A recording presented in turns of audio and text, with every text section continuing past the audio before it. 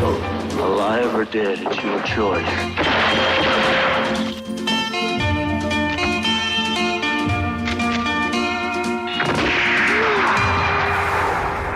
You took money to put me behind bars. You should have killed me when you could. I'm letting you live, hero. That's so you can tell everybody you've seen what takes place here.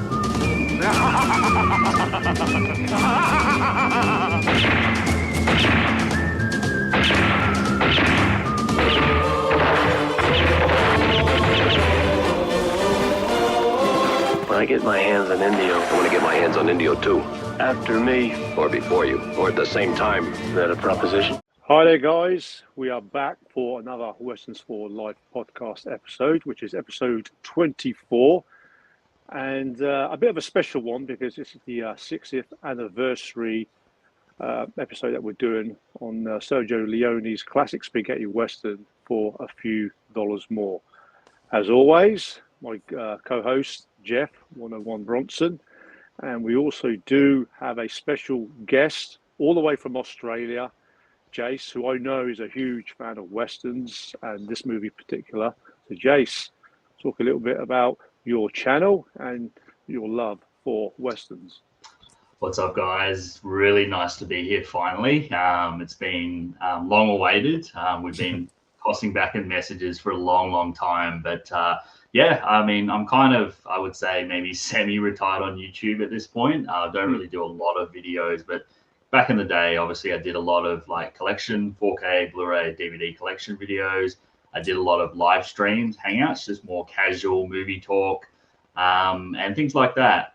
Just over the last couple of years, obviously, other priorities came up, but I still collect movies, still love movies, and I'm really happy to be here tonight.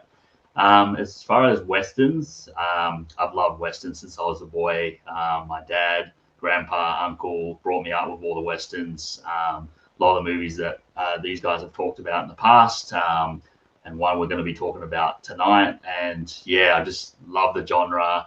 It's just very nostalgic to me and just means a lot to me. And I love how these guys have been spreading out the word of the westerns and bringing it to life and keeping that love going, because it's a genre that has had its ups and downs. And, you know, as we head into like 2026 in a modern age, westerns are not as maybe viable as much. But yeah, I think it's really important that we keep bringing new audiences to these great movies. Nicely put, Jase. Definitely, And yeah. Jase's channel link, we'll put that in the description box. As always, and do check out some of his content because he has put a few collection videos, westerns, some of his top westerns on his channel. So I'm briefly going to go into the plot. I'm not going to go into deep spoiler territory.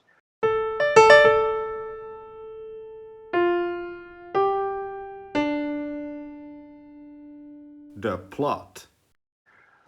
So this 1965 co-Italian, Spanish and German production movie directed by Sergio Leone is a western about the world of bounty hunters. It goes deep into the world of bounty hunters, and you get two different backgrounds of two bounty hunters, a younger, a more seasoned veteran. They decide to kind of team up together and go after a crazed Mexican bandit named El Indio, played by Gian Volonte, and his gang. So basically, you know, it's too much of a task that one of them are going to take on El Indio and his gang. So they team up together for this storyline. So that is the brief plot. We'll go into the main actors and leads to the movie.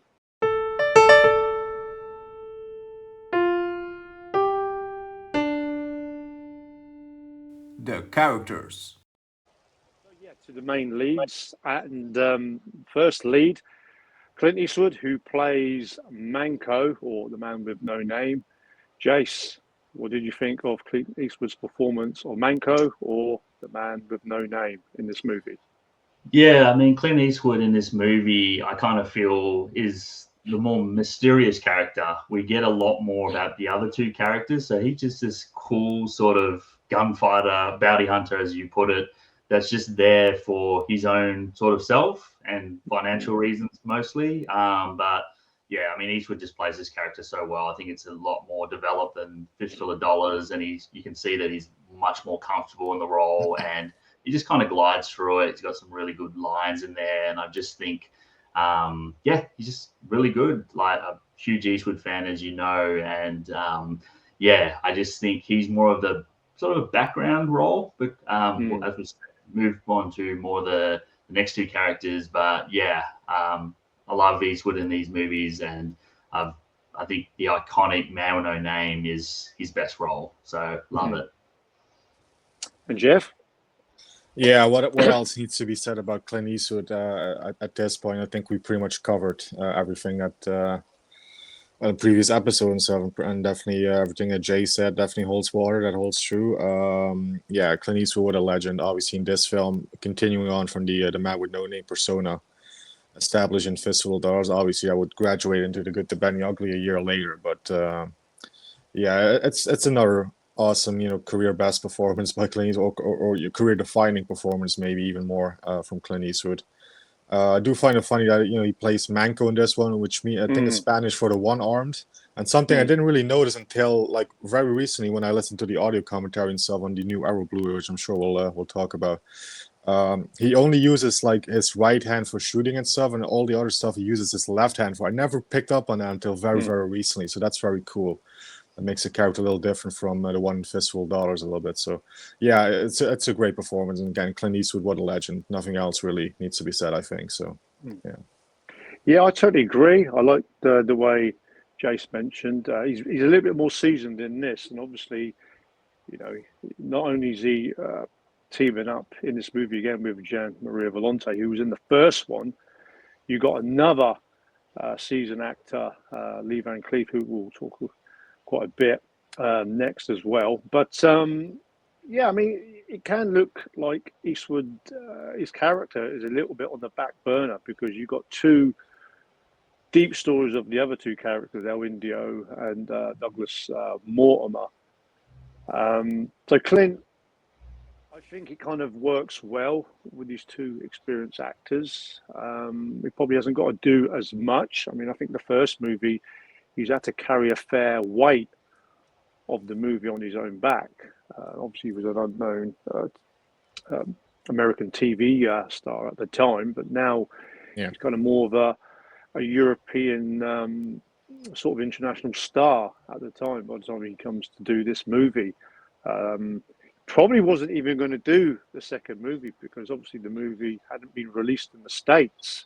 So when they asked him to do the movie again, obviously he's, excuse the pun, it is a few, he's done it for a few dollars more. He's getting paid. His price went up. Price went up. $50,000. So I think he only really agreed to it by getting a private screening of the movie, which was sent to him, which he demanded to see, because I think the first movie he basically took it on as a holiday. But I think the increased fee made him sign on to work with Sergio Leone again. He didn't even know the first one was called Fistful of Dollars. He thought it was still called Magnificent Stranger. Yeah. So, he was a little bit. It was like I say. I mean, he took the job on and more of a holiday in the first movie. But obviously with the success of the first movie, he's now returned in a more a bigger role with for a few dollars more. Obviously enticed him to take on the role. Good performance for, from early in his career.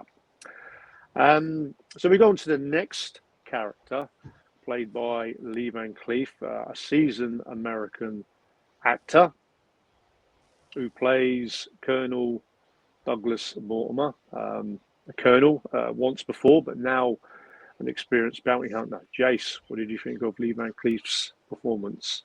To be honest, I think this was probably Lee Van Cleef's iconic role. and what led him to do a lot more spaghetti westerns after this. I just love him in this role for a lot of different reasons, and a lot of the story, obviously, we'll talk a little bit more about that, is centered around him and his sort of past and things like that. So, yeah, he's just got one thing I really noticed about Lee Van Cleef in this movie, especially when they do the close-ups, just in his eyes, like that sadness, and we kind of figure out more and more as we get along with the movie why that may be. And I also love how he kind of plays like a bit of a father figure to Eastwood in some ways, because I just love one of the lines that I love when he says, yeah, I used to be young and reckless like you, but then one day something happened, and it just, I love that kind of bond that him and Eastwood share in this movie. And yeah, he just, even at the beginning, that very iconic sort of shootout at the very beginning when he has all the guns, and just a cool character, and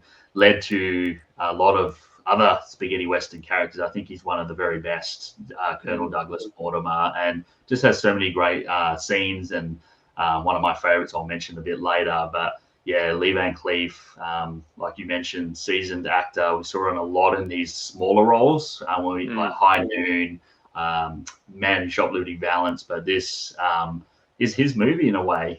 Him and Gian Volonte, who we'll get onto in just a second. But yeah, I just think just a cool cowboy, cool bounty hunter. That's my summary. Nicely put. Yeah. Very nicely put. Yeah, he's another legend. I mean, obviously we covered him as well on the podcast. We did, of course, the episode on Marshal Liberty Valance, and we did cover two of his big spaghetti westerns, Death Rides a Horse and Day of Anger. This is the first of his spaghetti westerns, obviously, and he went on to have a big career in them, with good reason, because he's just awesome. He almost steals the show in this one, away from Eastwood. I always say not to get too far ahead. I always love The Good, the Bad, and the Ugly the most out of all three, but my personal favorite Van Cleef performance between the two would probably be this one.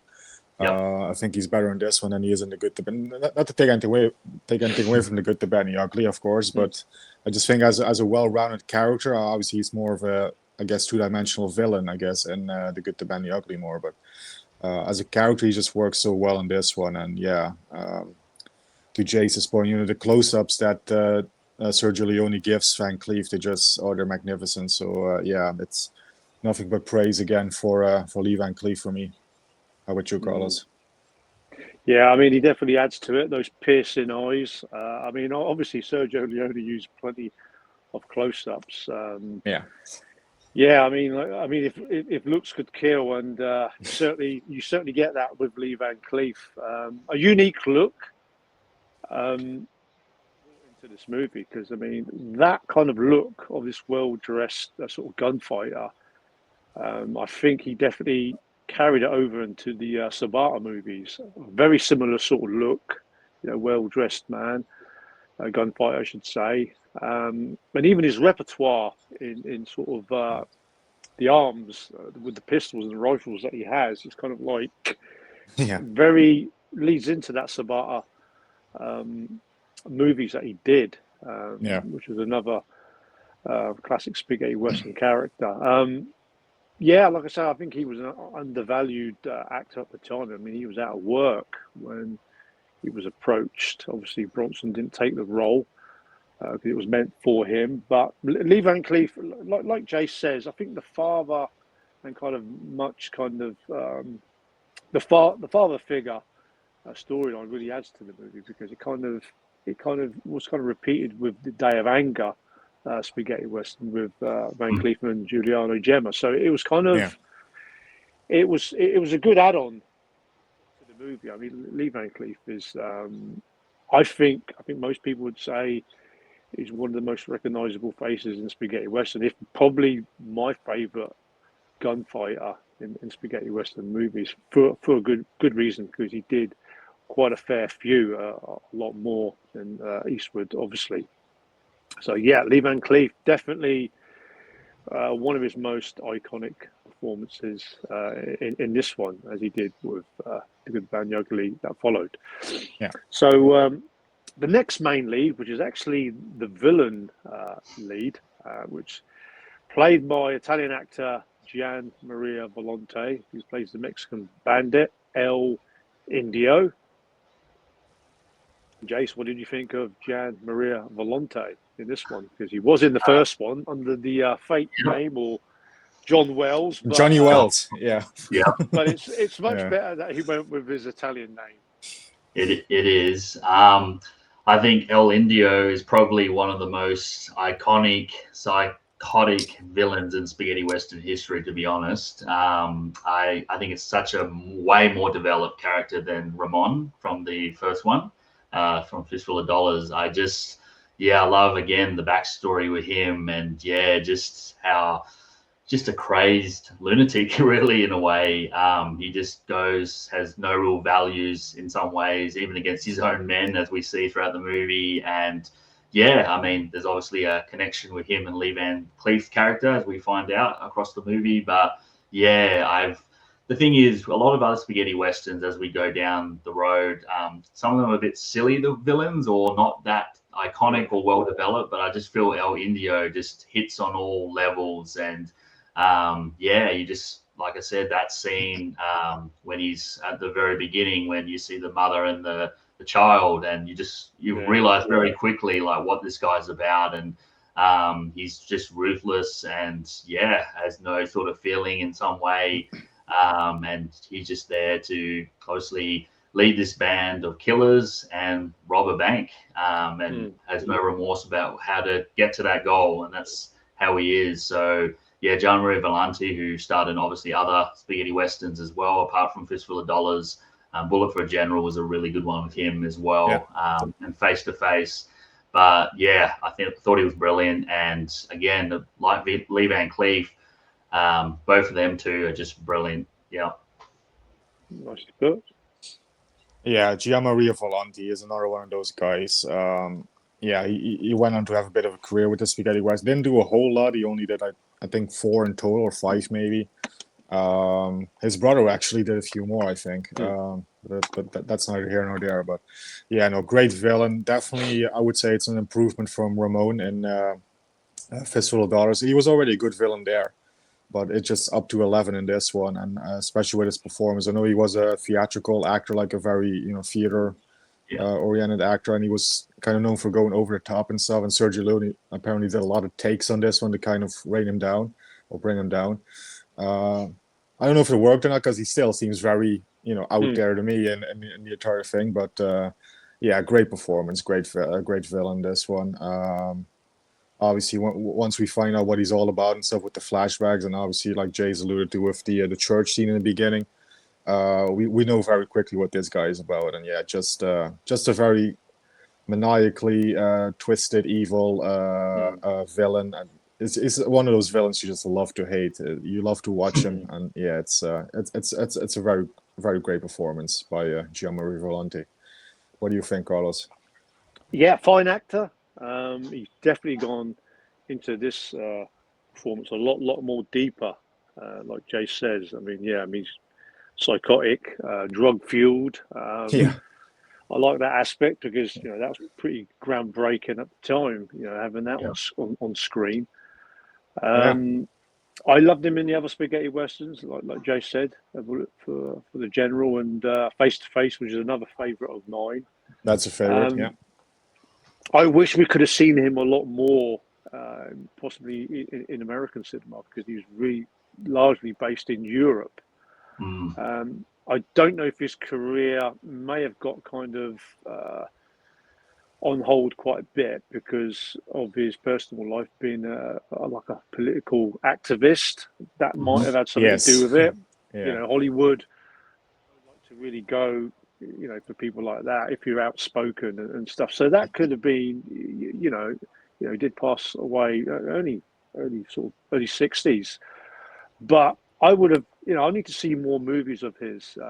They're not easy to get hold of because, obviously you need the English subtitles. I mean, he did do quite a few Italian dramas and kind of Eurocrime movies. And fine actor. Yeah, I think I've seen him in a Eurocrime film. I've seen him in a couple.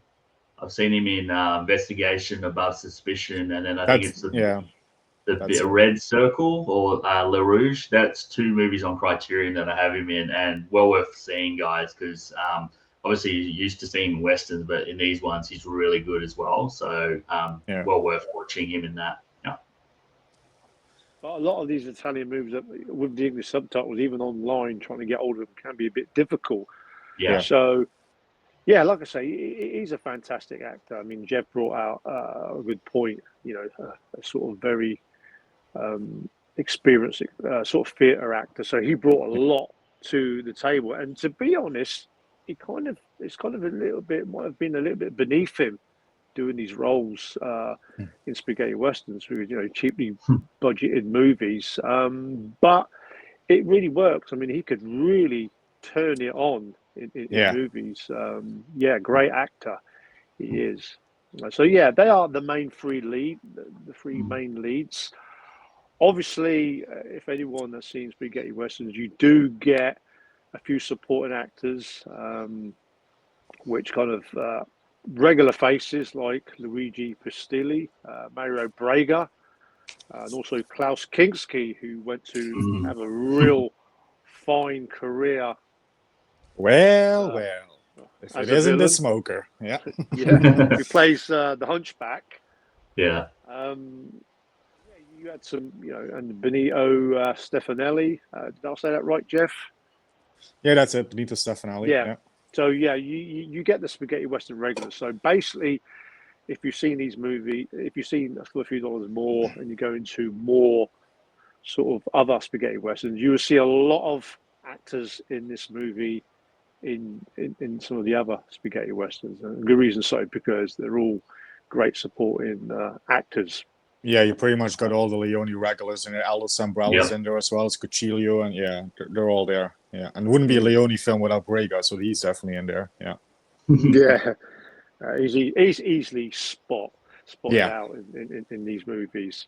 So yeah, they're the main players. Obviously, there's no women of the West in this one because the cast. Yeah, I mean, there's the hotel lady, but it's not really the best. This is example. This is a very male-dominated movie of characters because they're all bounty hunters and they're all up against trying to take each other out for the reward and to get to this bank load of money. So we'll talk about the music and the soundtrack. Oh no, we'll go to the director, I should say. Behind the camera. Leone, behind the camera with Sergio Leone.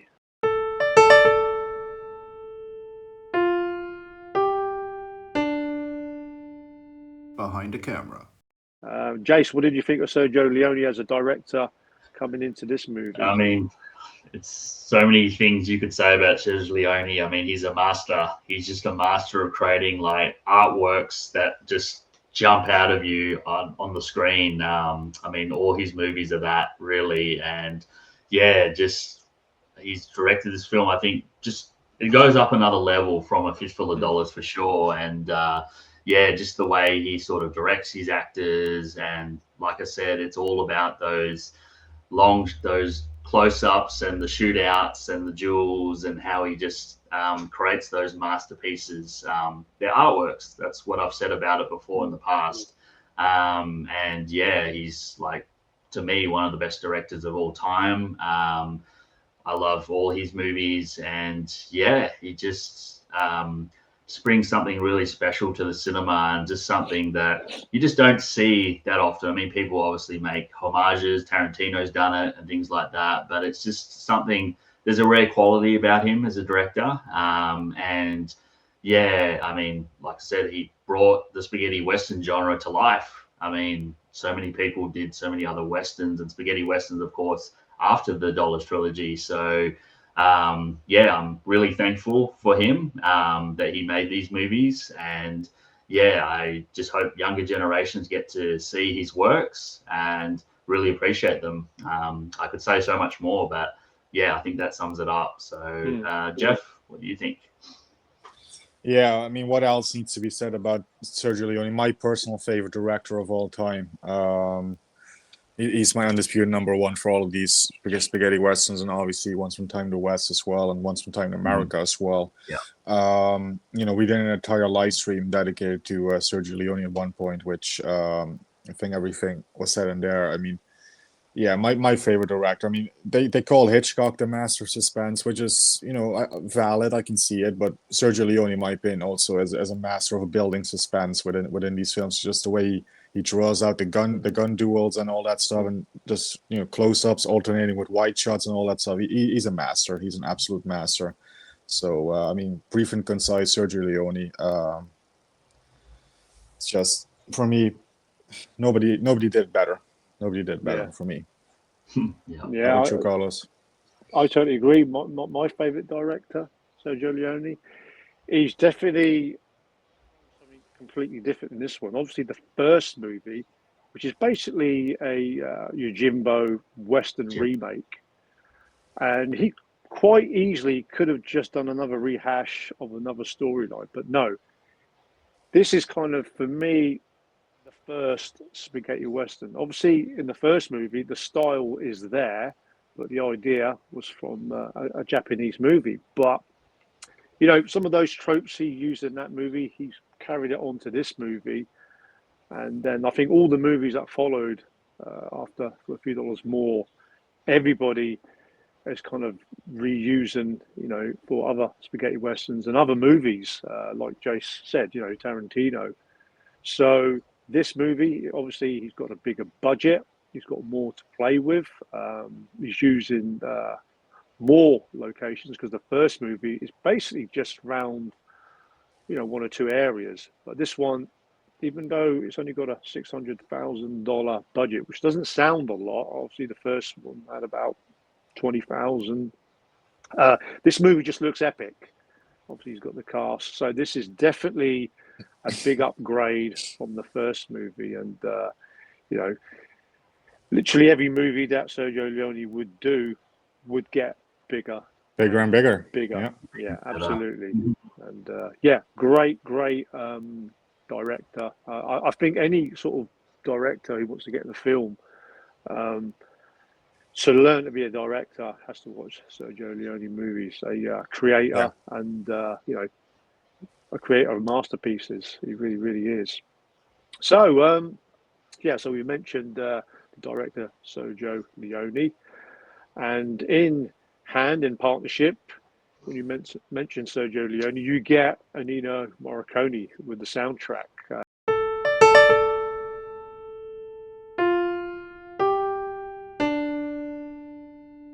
The music. So we'll talk about the soundtrack of the movie. Jase, what did you think of the soundtrack to For a Few Dollars More? I mean, first of all, like Ennio Morricone, again, if Sergio Leone is a master director, Ennio Morricone is the master composer. And a little anecdote, I actually saw him live. He did a concert here. Oh, wow. Nice. 2012, I believe. And just to see, I mean, he didn't speak much English at all. So, but he doesn't have to. He's speaking through his music. And that's what he does in all his movies. He's telling a story. And yeah, I just think like no one else has ever got near him as far as a composer. And I just can't believe it took such a long time for him to even win an Oscar. Like that was incredible. Yeah. And leading on to obviously the For a Few Dollars More, the actual soundtrack here, I love it. It's different than A Fistful of Dollars, and obviously Good, Bad, and the Ugly is always going to be the most iconic. But I do like it, and I love one thing I really love about the soundtrack is that music pocket watch. I just think it adds so much to the movie. There's like a real mystery around that tune, like a sadness as well, and how it's used so much.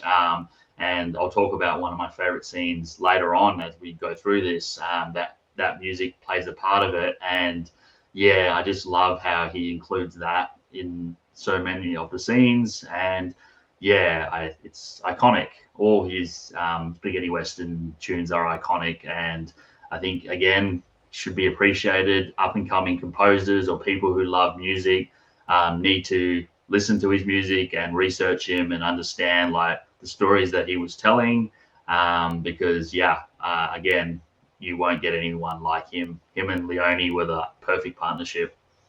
Jeff? Excuse me. Yeah, I can only echo that. perfect partnership. I mean, you obviously have Hitchcock and Bernard Herrmann. That was a great team. For me, Sergio Leone and Ennio Morricone is even better. Leone is my favorite director. Morricone is my favorite composer. No disrespect to people like Hans Zimmer or John Williams, but it's Morricone is number one for me.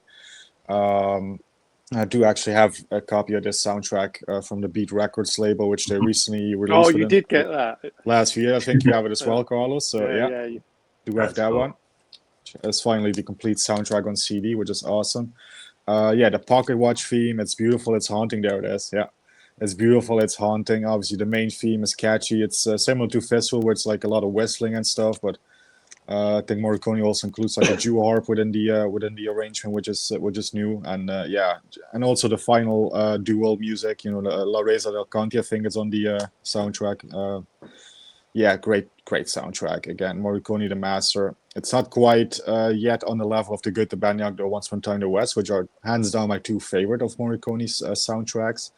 But it's slowly getting up there. It's already creeping towards that level of greats of all time, I guess. So Morricone. Nothing else to add really. He's a legend, master. May rest in peace. I almost went to see him live. I think he was here in the Netherlands in 2016. I was like, okay, I should go, but it didn't really work out, which I really, really regret right now. But legend. Yeah, absolute legend. Great soundtrack. Yeah, I've got a regret because he did perform in London, and I should have gone to that. Missed opportunity. So, awesome that Jase went to see him live. Another great soundtrack. I'd probably prefer this one to a Fistful. A Fistful is quite sort of it's a lot softer, but this one there's definitely a little bit more upbeat. I mean, the pocket watch countdown theme that's being used, I absolutely love. The Lee Van Cleef Mortimer character when he arrives at the station, I love the theme of that. And I mean, what more can we say about the maestro? I mean, just a great a great composer, not just in westerns, in other movies as well, which people always forget. And Jase was correct, and obviously he did get his Oscar a lot later in his career, but well deserved. Ennio Morricone. I mean, I don't collect a whole lot of soundtracks, but these spaghetti western ones with Ennio Morricone, especially all the movies that he did with Sergio Leone, I always get a nice fancy edition because I love the music in those movies that they put together. So so we've just spoken about Ennio Morricone with the soundtrack, classic soundtrack, and the next bit of this episode we'll talk about some of our favourite scenes of the movie, which I'm pretty sure there's more than there is enough. There's more than enough. There's plenty of favourite scenes.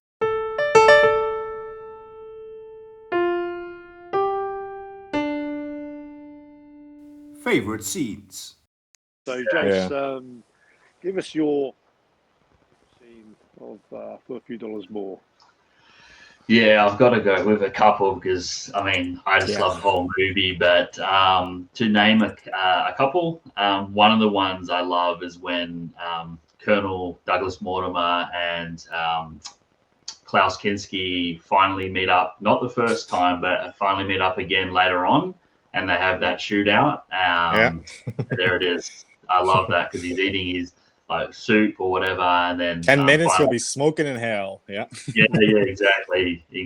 And they have that duo, and then I just love how Indio, once he obviously, spoiler, kills him, you see El Indio, Gianmaria Volonte, kind of confront him, and that's when that pocket music comes on. And I just love the confrontation between them, and they both know, oh yeah, here we go. Like it's finally hitting that sort of point of the movie. I don't know what it is. I just love that. And he's like, I can open the vault for you. And he's like, oh, how much? And I just love that one. And then you see the surprised look of Clint Eastwood. So I love that scene.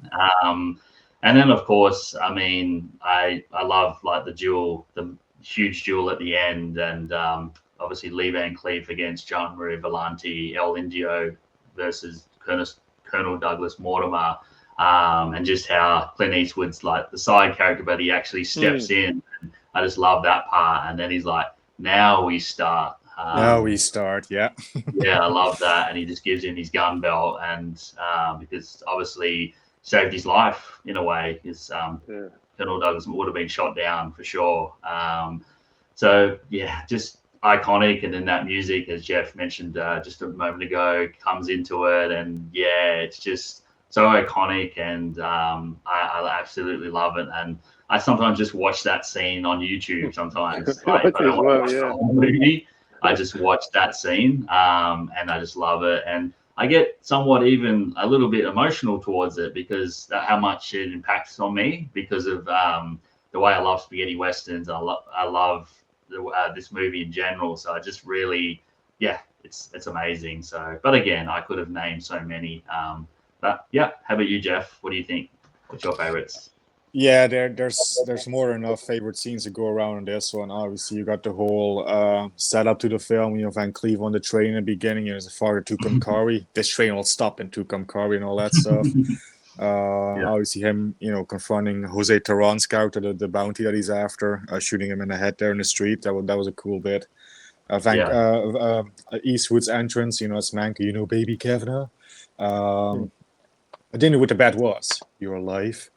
All that stuff. I mean, I can quote this thing 24/7. This film lives in my head rent free. It's there's so many great scenes. Obviously, one of my highlights is also the well, if it isn't the smoker scene with Klaus Kinski and Lee Van Cleef. I love Kinski anyway, so but my all-time favorite scene in this one, I would have to borrow what Jay said. It's that final duel. You know, it's a precursor to the Good, the Bad, because it's in a circle. It's three participants, really. You know, even though one is more the referee, but it's already a nice prelude to, you know, what Sergio Leone would do with the final gunfight and duel in the Good, the Bad, the Ugly. And again, it's just the music that comes in. Starts, of course, with the pocket watch chimes, and then, you know, the trumpet soar, and you know, it's the big white shot of the circle with all three of them in there. It's chef's kiss. It's amazing. But there's more than enough favorite scenes in this one. But that would be my hands down my favorite. Just like Jase, and I think Carlos, you acknowledge as well. I also watch this scene a lot on YouTube, just this scene alone. So, as I do with most of the Sergio Leone duels. But fantastic movie, and again, so many great scenes. But how about yourself, Carlos?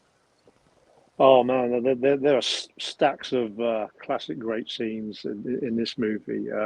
I think, without going to the obvious choice, the ending, which is a fantastic ending. Obviously, Eastwood, Manco, or the man with no name, is actually playing the referee because, like Jay says, chances are the odds would have been stacked against Mortimer. Obviously, his gun was on the floor. Yeah. So El Indio had the upper hand there. That pocket watch scene, it's just classic. But I've got to say, my favourite scene, and this is probably the scene that I watched the most, is when Douglas Mortimer arrives at the train station and he has words with the ticket guy, and he sees the wanted sign. Yeah, those zeros himself. Yeah. Lee Van Cleef's character doesn't say a word. He just focuses on his piercing eyes, and his eyes literally says everything. And even the guy who's in the ticket office, when he says, he added a couple of zeros on the end of that. There's no one with the guts to face him up until now. That is, to me, is a real. My favourite Lee Van Cleef badass moment, because just the look, he didn't even have to say a word, and he's just phenomenal in that scene. And then obviously his character will develop in the movie. The comedy scene, which at first I wasn't a fan of, actually for many years, for a few dollars more, was actually my third favorite out of the trilogy, because of that comedy scene, with the Take it to the Chinese station. guy. Yeah, I thought that was a little Yeah. bit too comedic, but then as I've got older, I kind of understood it more. I mean, that was kind of like both sort of bounty hunters. They're kind of flexing, but at the same time, they're sort of showing respect of what they can do. And obviously, you know, an agreement is met that the two of them are going to join forces. So I enjoyed that scene a hell of a lot. Now, so more so now. Obviously, the Klaus Kinski hunchback scene. I actually like the first scene.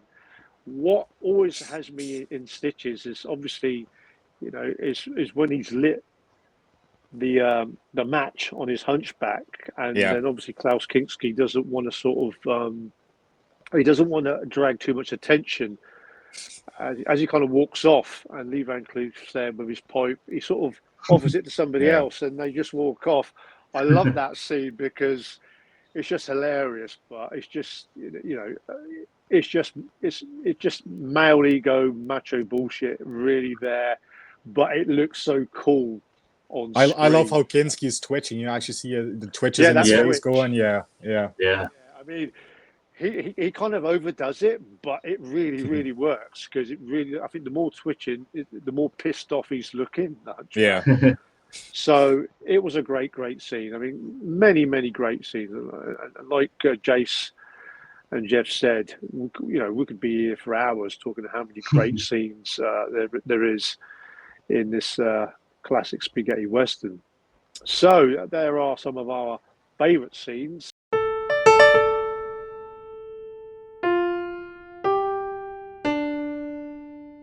The Review Roundup. So, Jase, just mention some good points, and if you've got any bad points about this movie, so try to sort of recommend. Why would you recommend this movie? I just think, for me, there's no bad points, really. I think it just has everything. I think it has really believable characters, especially with Lee Van Cleef and Gian Volonte. It's like we've talked about, it's got an amazing sound score. It's got lots, if you love Westerns, lots of gunfights, duels. But like I mentioned before, when we're talking about Sergio Leone, it's just masterpieces of artwork that we see with every scene. And there's a lesson to be learned, and he's telling a story in every sort of scene. So which is rare with movies these days. That's why he's, like we said, he's the master. He's one of the best. And I just think it has so many elements of what a Western should be. And it takes a few liberties as well. Like you mentioned of how Gian Volonte and the whole drug thing. And but I just, it's brilliant. I love the partnership with Eastwood and Lee Van Cleef. I love how there's like two different reasons for them being a bounty hunter and why they're in this story. And they're coming up against these band of killers. I love how that sort of plays out and how that is set up. I just think it's a really rewatchable movie too. That's another thing I find with movies, for me, if they are like a favorite or some of the best of all time, you have to be wanting to watch it. And I can watch this movie really any time, and I just love it. And I always find something maybe new about it, or just sit there and enjoy it, and just can smile and just say, wow, I've seen this and I'm glad. And the only thing I do wish is like, I wish I could see this again for the first time, like have that feeling. And it would be amazing to even watch this at a cinema. I haven't had the pleasure of doing that. Maybe one day I will, I don't know. But there's nothing bad for me to say about this movie. Jeff? Yeah, nicely put. What can I add to that? Really, yeah. This is, again, it's a Sergio Leone film. Like even his first, even Fistful of Dollars, I was already like, oh my god, this is amazing, right? When he just build with each film, got bigger and bigger. I wouldn't fault anyone for saying that this is their favorite of the trilogy, or saying this is their favorite Leone film or whatever, because every Leone film is just a work of art, really, in my opinion. When I was younger, I probably would have been the same as Carlos said earlier. This would have been my lesser of the three films. I think nowadays I think that has changed after really watching all three of it again very recently and stuff. And just like Carlos, my least favorite scene used to be that comedic one. Take it to the station, gentlemen's leave. Take it back inside, take it back, take it to the station. Wah! The Chinese guy going crazy. I was like, okay, that was a little too much for me. But nowadays I appreciate that scene much more. And just for everything this film has done, with the soundtrack again, with Sergio Leone's brilliant visionary directing, the great performances by the great cast, Clint Eastwood, Lee Van Cleef, John Maria Volonte, obviously great side characters like Kinski, Mario Brega, Luigi Pistilli, all that good jazz. It's just amazing.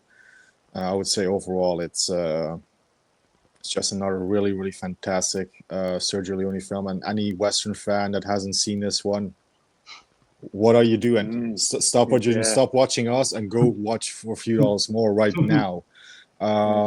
It's a film that's almost perfect for me. It's brilliant. I'd say it's a perfect movie. It really is. I mean, the good points.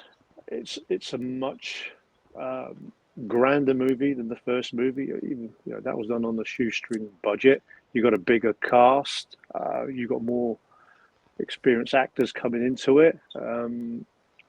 Locations, even the story, the background of the story, which added a bit of a twist. Obviously, there's a bit of meaning, so that added to it as well. I enjoyed that aspect of the movie rather than just being a straight up sort of shoot 'em up, which he could have quite easily have done. I mean, the first one is just a basic remake, and like I said, this is really probably the first spaghetti western.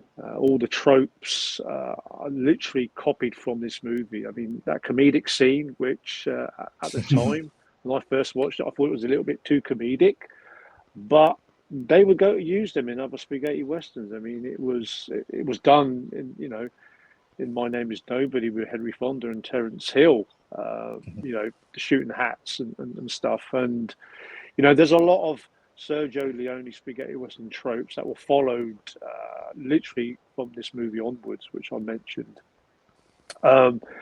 Definitely, like Jay said, it's a rewatchable, great spaghetti western. You haven't got to be just a spaghetti western fan to enjoy this, and just a fan of movies, really, because like Jay says, these are kind of like they're like artwork. They're masterpieces of movies. They really are.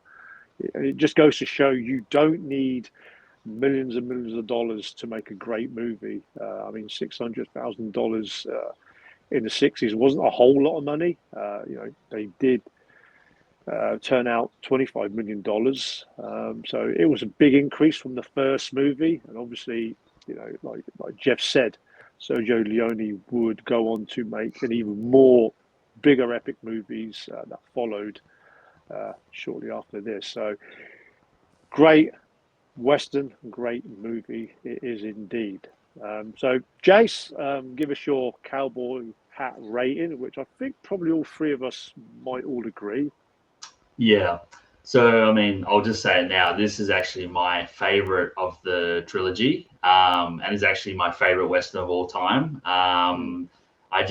To share a little anecdote again, obviously, I first watched this movie. My dad used to be a VHS collector, so this was the first of the Dollars trilogy, one of the first Westerns that I ever watched. So, and always when I watch it, has that bit of nostalgia to it as well, and maybe that adds to the viewing experience. But yeah, it just has everything that I want in a Western in this movie.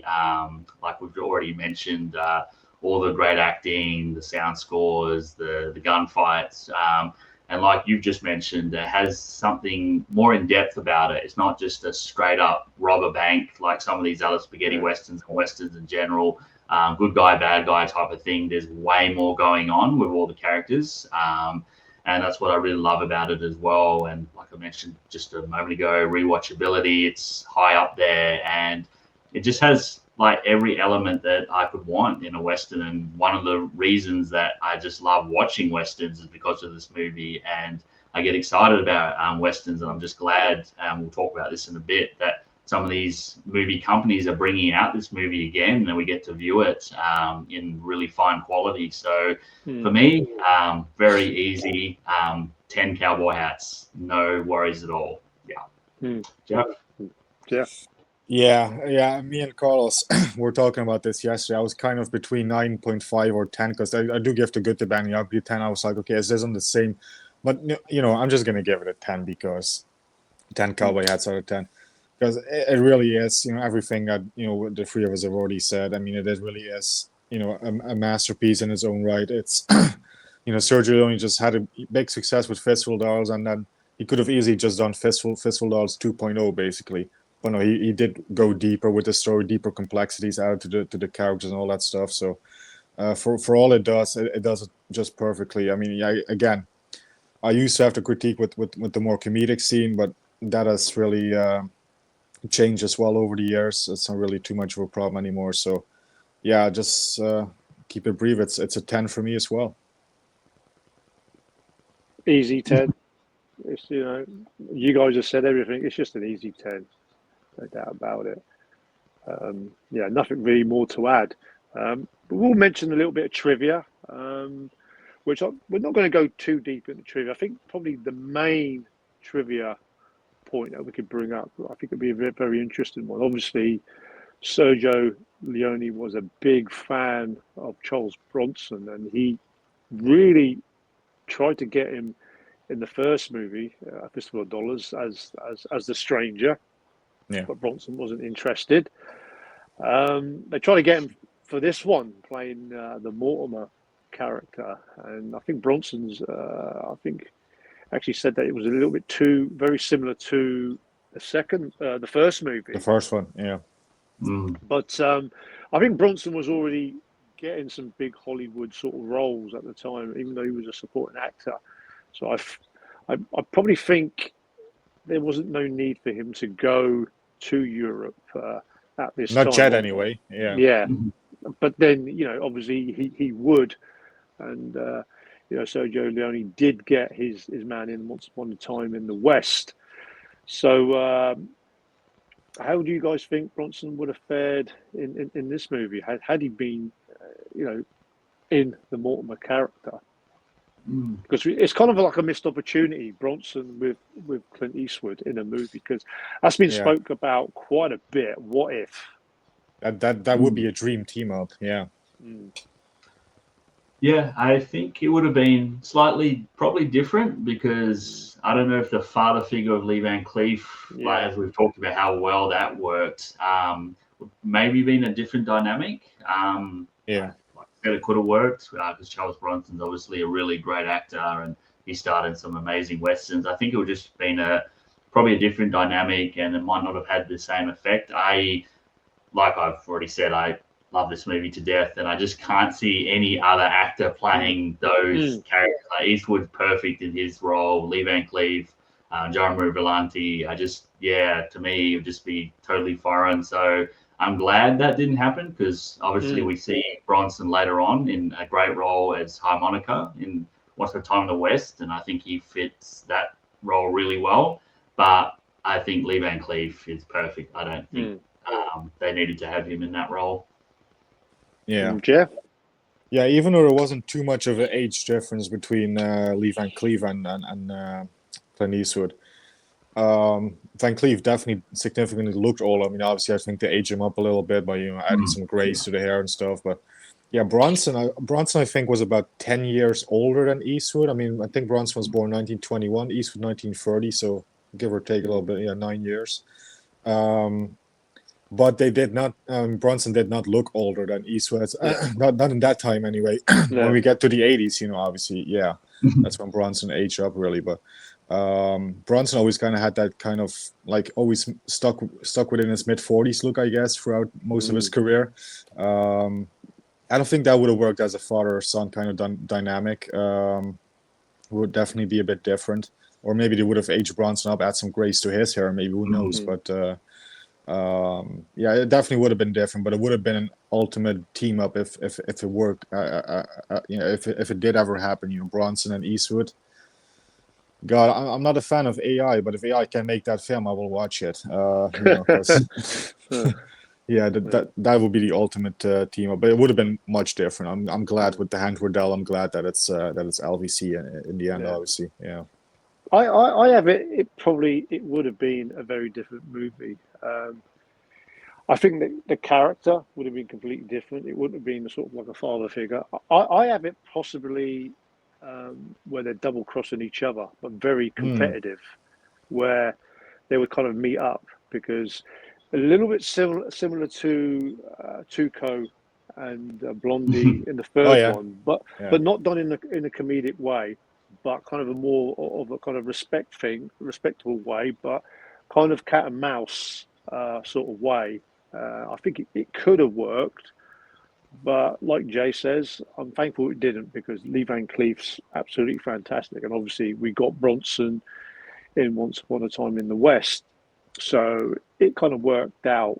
But it's just common knowledge that the role was, Leone was a fan of Bronson and wanted to try and get him. I mean, they also did for the seasoned veteran bounty hunter. They were trying to get Henry Fonda, but that just wasn't going to work because he's too big a star. And even Lee Marvin. I was going to say Lee Marvin. Yeah, was a possibility, but again, Lee Marvin's too. I mean, the purse would have been too. Yeah, I think they actually were in negotiation or in talks with Lee Marvin, but he at that point took on Cat Ballou and he wasn't available. I think that was the thing behind that. Yeah. Yeah, there was talks on that, but then an American actor coming to Spain, working with an Italian, Spanish, and German production. At that time, it wasn't very sort of eye-catching of a deal. So, I mean, I'm happy the way it turned out. Because, like I say, Sergio Leone, he made an absolute masterpiece of a movie that I think all three of us have come to agree. Plus, we would get, of course, Lee Marvin and Clint Eastwood in the iconic Paint Your Wagon. Which Jeff is a huge fan of. Oh, yes. Yeah. Obviously, this movie is worldwide, is very easy to grab hold of a copy. It's always a movie that's on TV, no matter where you are in the world. Jase, do you have a physical media favorite copy of yours? Yeah, I've got one, the most probably recent one, but I've also got another one here I'll show it off as well. It's obviously the Arrow video release, which obviously got released. All three movies got released this year, and naturally I had to watch this pretty much as soon as it got in my mailbox. And yeah, it's just brilliant. I love all the extra features in there. I've watched all those. I mean, a lot of them are on the Kino release as well and have been on previous releases. But yeah, I'm just so glad to have like a bit of a collector's set off the movie. Obviously, like I just mentioned, my favorite Western. And yeah, the 4K, is it a huge upgrade from the Kino, which is, I might as well show that now, which is right next to me. Probably not, but I still think if you're a fan of the movie, if you love this trilogy, I think these now are out of print, like they're hard to get. Obviously, they sold out really quick on Arrow. People are selling quite high now on eBay. So for all of us guys that got this straight away, well worth having. And these are just brilliant collector sets, all three of them. So yeah, I mean, just thinking like over the years, while we're on this topic, I mean, like I said, my dad, I first saw it on VHS and then I bought the DVD. Then I bought I think it was the MGM Blu-ray. And then I got the Viavision, the double feature of $50 for a few dollars more. And then I got the Kino Blu-ray. And then I got the Kino 4K. And now I've got the Arrow. So I don't know if I need to get this movie again on physical media. Unless there's 8K or whatever else it is. But yeah, I'm just happy that I have a set like this. Arrow's done a great job in bringing this movie alive, and that's what I'm happy about as well, that hopefully newer generations and younger audiences who are collecting movies see this movie and really enjoy it, and I'm sure they will. One more brilliant set. I'm so happy to have it. Yeah. Jeff? What Jay said. Yeah. Yeah, no, obviously it's the Arrow video for 4K release. I didn't went through as many copies as Jase, and I'm sure also Carlos did. I mean, I only went from DVD to my German Blu-ray to this one right there. So for the Dollars films, I will only add Arrow videos release on 4K of Fistful of Dollars, Few Dollars More, and The Good, the Bad, and the Ugly. My releases of the year, hands down. It's fantastic releases. Yeah, I mean, like Jay says, I mean, you know, these great editions that they're coming out with new features. I mean, obviously the Arrow one is probably the premiere edition. I mean, you get new features with it, and you get a lot of releases carried on from the previous releases. I've got nine editions. I'll just briefly show them. I've got this VHS, UK VHS. Oh wow. Hang on. UK DVD. That's a DVD I had. Yeah. This UK Digipack release, which is actually one of my favourite releases. This one. I've also got this French Digibook, which I've actually not even opened. Yeah. I've seen that. Yeah. And obviously the Kino Blu-ray release. Got that. The fact that they got all different bits of artwork makes me want to collect them. Actually, this one was sent to us. This was sent to us by Jase. It does have an Australian release, a fistful, and for a few dollars more. Obviously, the Kino 4K, which is still a good edition. I still prefer the Arrow one. And I did get this. And this Spanish 4K. That with the Spanish style, the price of a man, I think, is what that translates to, right? So there's enough editions. I mean, it's a quite achievable movie to get hold of if you want to add to your physical media collection. It certainly is. We've had a good chat for a few dollars more. A favourite Western of ours for sure. Obviously, Jase's channel name is going to be in the description box down below. So, guys, do check him out. He does still do the odd video, and you're kind of more seasonal when you do your updates. It's just kind of like spring, summer, autumn, and winter. Sometimes they go on for about an hour, but I always watch them because I know Jase is going to pick up quite a bit, and we do send the odd trade package now and again, which we're actually doing one at the moment. We've got one, coming. We'll finalise on that. A huge thanks for having Jase coming on this 60th anniversary of For a Few Dollars More, episode 24. And I'm going to take it to Jeff, because Jeff's going to announce what movie we're going to review and do an episode in episode 25. So, Jeff, what is going to be your next choice of movie? Well, it's funny that we've brought up Bronson throughout this episode, because I'm in a bit of a Bronson mood right now, and I have picked a Charles Bronson Western for next episode. For episode 25, I would like to cover 1977's The White Buffalo, which is directed by J. Lee Thompson, starring Charles Bronson. And speaking of Kino, this is the Kino lower Blu-ray that I have of the film. So we'll talk about that, of course, in episode 25. So Charles Bronson for episode 25. From 101 Bronson. So, again, I'd like to say a huge thanks for Jase. For sure, we'll have Jase on discussing another Western. I've got an idea in place, which I know Jase's favourite Westerns. Obviously, I knew For a Few Dollars More, it was the one he favoured a little bit more in this trilogy, so we wanted to get him on for this one. So guys, absolute huge thanks for Jase for appearing. And Jeff, just quickly before we go, just let the viewers know the platforms that we're on. Yes, of course, because for those that are unaware yet, we are also available on different platforms other than YouTube. You can also find us on our Spotify and Apple Podcasts platforms, I guess. And pretty much every other sort of platform listening device which you can use to listen to podcasts. If you want to listen to us on the go, you can do so in the car, while you're at work, whatever. just type in the Westerns for Life podcast into your Google search engine or whatever you use to search things, and it'll come up, and you can listen to us on there as well on the go. And with that, I guess this is it for the episode. Huge thanks to Jase for joining us, and thanks as usual to my co-host Carlos, Eastwood for Life fan.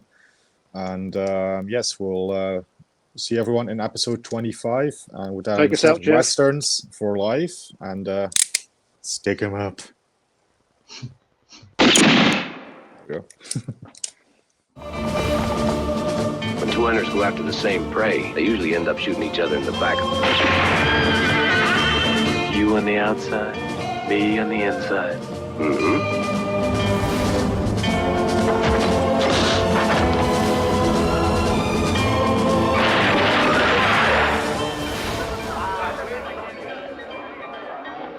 Didn't hear what the bet was. Your life.